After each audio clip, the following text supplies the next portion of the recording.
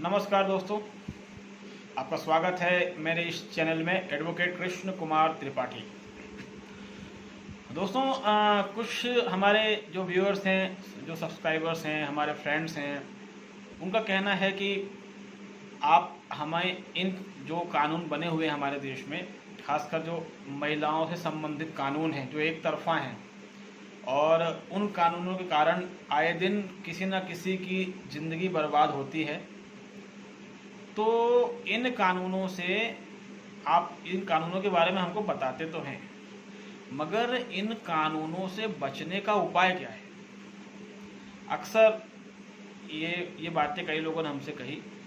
तो दोस्तों देखिए, अगर बचने के उपाय की बात करूं तो सबसे बड़ा उपाय है जागरूकता। फॉर एग्ज़ाम्पल मैट्रिमोनियल डिस्प्यूट्स की अगर मैं बात करूं तो मैट्रिमोनियल डिस्प्यूट में होता ये है, जो मतलब वैवाहिक जो कानून है उसकी सबसे बड़ी समस्या ये है कि जो आज के लड़के हैं उनको उन कानूनों की कोई जानकारी ही नहीं है।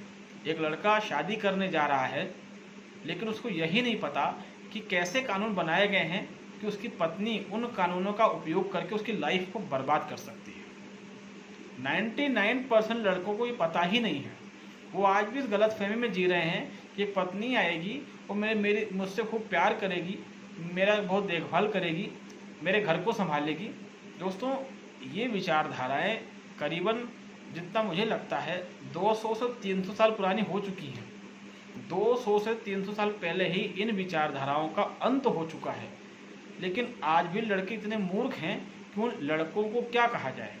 उनको जानकारी ही नहीं है कि उनकी वाइफ उन पर भरण पोषण का केस लगा सकती है, धारा 406 का केस लगा सकती है कि मेरा स्त्री धन अपने पास रखा है इन लोगों ने, मेंटेनेंस का केस लगा सकती है, दहेज का केस लगा सकती है, घरेलू हिंसा का केस लगा सकती है, और तो और आजकल पत्नियां अननेचुरल सेक्स का केस भी लगा रही है कि इसने मुझसे अननेचुरल सेक्स किया, गुदा मेथड। आजकल नई धारा जोड़ी जा रही है आपको फंसाने के लिए।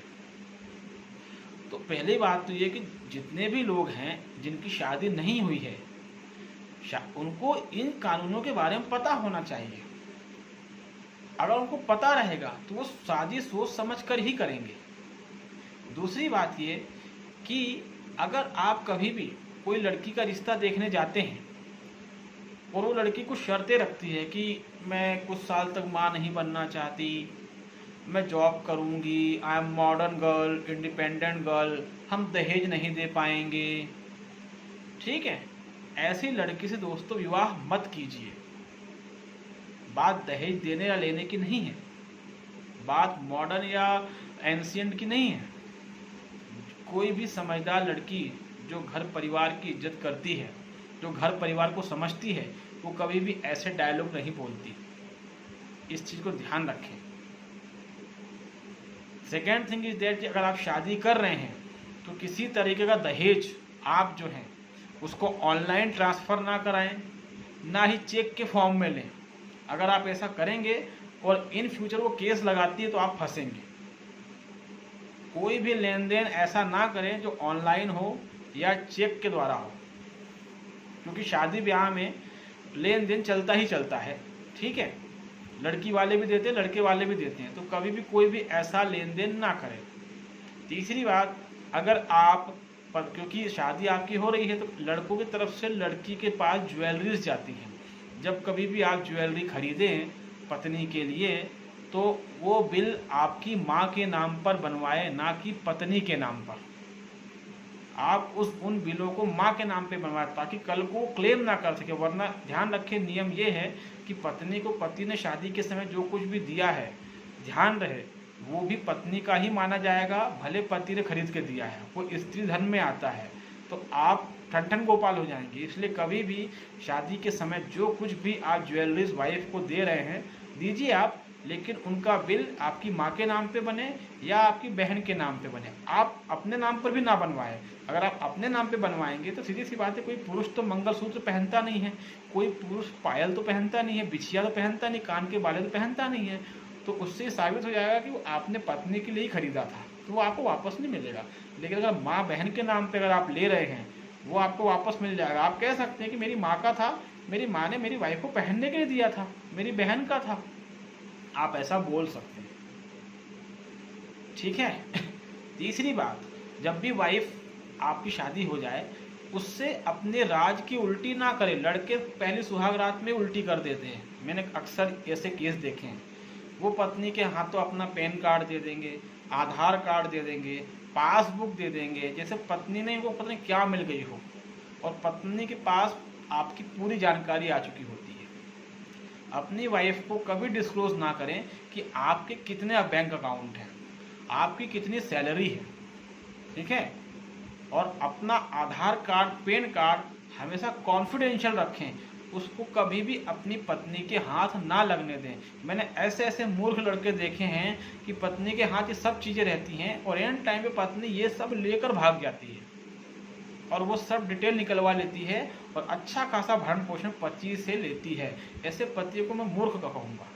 यहाँ तक कि पासपोर्ट तक पत्नी लेके भाग जाती है। क्यों?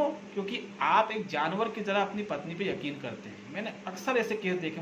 मुझे ये समझ में नहीं आता कि ऐसे लड़कों की परवरिश कौन से माता पिता करते हैं, क्योंकि इस तरह के नालायक लड़कों को क्या कहें। जो पत्नी आई है उसको उन्होंने सब दे दिया है। इतना दिमाग होना चाहिए कि ये आपकी पर्सनल चीज़ें हैं और आजकल कानून बड़े खतरनाक हैं, वो कभी भी आपको बेवकूफ़ बना सकती है। आप क्या कर लेंगे, ये आपकी सबसे बड़ी गलती होती है। ये गलती कभी ना करें। आपकी सैलरी कितनी है, आपका बैंक पासबुक, आपकी चेकबुक, आपका पैन कार्ड, आपका आधार कार्ड, आपका पासपोर्ट, ये कुछ भी वाइफ के हाथ नहीं लगना चाहिए, ठीक है। ताकि कल को कोई डिस्प्यूट अगर हो तो आप जो है अपना बचाव कर सके, वरना इन सब की आड़ में वो आपको अच्छे से लपेट सकती है, अच्छा खासा पैसा लेकर आपको छोड़ेगी वो। ये गलती आपकी रहती है। कुछ ज़माना गया जब पत्नियां बड़ी अच्छी होती थी, आजकल ऐसा कुछ भी नहीं है। इसके अलावा अगर शादी आपकी हो गई है तो तब तक बच्चे पैदा ना करें जब तक इस बात का एहसास ना हो जाए कि पत्नी अच्छी है। क्योंकि अगर आपने बच्चे पैदा कर लिए, उसके बाद डिस्प्यूट होता है तो बच्चे की कस्टडी आपसे दूर जाएगी, बच्चे के नाम पे भरण पोषण आप पे अच्छा खासा बनेगा, बच्चे से आप मिल नहीं पाएंगे, बच्चे के प्रति जो आपका लगाव रहेगा और जब आप बच्चे से नहीं मिल पाएंगे तो आपके अंदर एक हीन भावना का जन्म होगा, आप आत्महत्या भी कर सकते हैं। बेहतर हो पत्नी को एक से 1.5 साल 2 साल जाने समझें, उसके बाद ही संतान पैदा करें। लोग पहले साल ही संतान पैदा कर लेते हैं, फिर तलाक वलाक सब हो जाता है। पत्नी के पास पति का पैन कार्ड है, आधार कार्ड है, ये सब गलतियां पति करके बैठा होता है। वो पता नहीं पत्नी में क्या देख लेता है कि उसका गुलाम बन जाता है। तो बाद में कहता है कि मैंने इसको इतना प्यार किया, ऐसा वैसा। ये गलतियां ना करें, इन चीज़ों का ध्यान रखें। यही गलतियां आपको बर्बाद कर देती हैं। और शादी जब भी करें सोच समझ कर करें।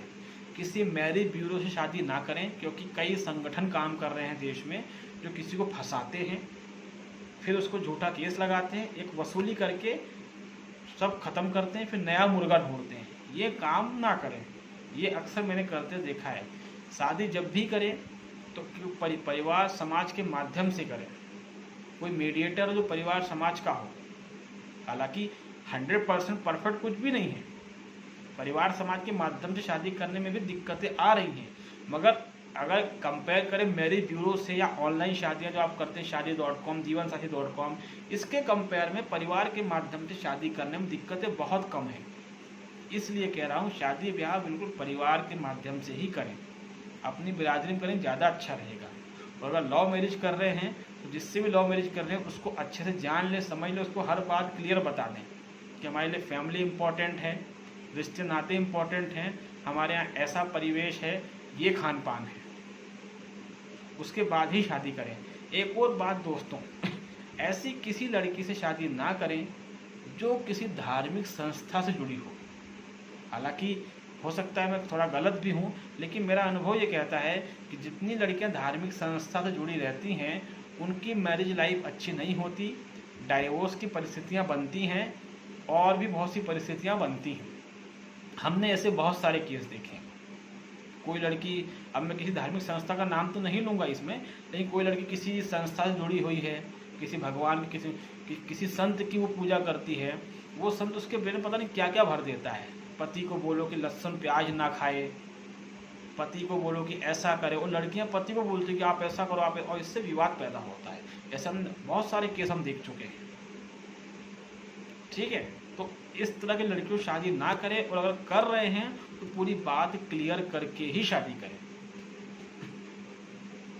साथ में जब कभी भी आपको डाउट हो, पत्नी से विवाद हो रहा है, विवाद होने की परिस्थितियां आ रही हैं, जानबूझ के ससुराल वाले कुछ करने की सोच में, फिराक में है, इमीडिएटली पत्नी को बिना बताए एक लिखित नोटिस, उसमें पूरी पत्नी की राम कहानी लिख के बाई पोस्ट पुलिस को भेज दें, साथ में मानवाधिकार आयोग भी भेज दें, और जो पोस्ट ऑफिस की रसीद है उसको संभाल के रखें। इससे क्या होगा, आप पहले से ही थोड़े स्ट्रांग रहेंगे, आपके पास कहने को रहेगा कि हमने आगे होकर पत्नी की शिकायत करी थी। जब कभी पत्नी झगड़ा करके मायके चली जाए, इमीडिएटली पुलिस में इन्फॉर्म कर दें।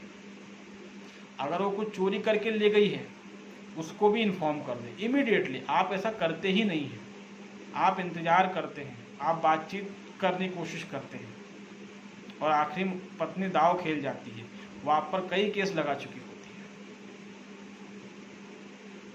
तो दोस्तों, इस तरह के प्रिकॉशन मैट्रिमोनियल डिस्प्यूट जो होते हैं उनसे बचने के लिए आपको लेने पड़ेंगे। हम छाता जब पकड़ते हैं बारिश में, तो हम पूरी तरह भीगते तो नहीं हैं, लेकिन फिर भी हम कहीं ना कहीं भीग जाते हैं।